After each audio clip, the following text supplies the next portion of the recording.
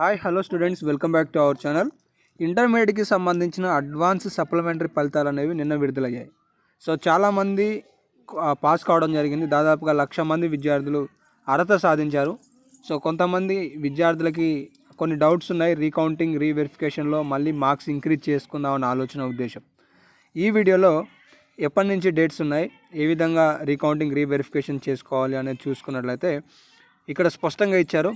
ఒక్క సబ్జెక్టుకి రీవెరిఫికేషన్కి రీకౌంటింగ్కి సంబంధించి ఇది రీకౌంటింగ్కి సంబంధించి 100 రూపీస్, పేపర్ రీవెరిఫికేషన్కి సంబంధించి 600 రూపీస్ అని చాలా స్పష్టంగా ఇచ్చారు.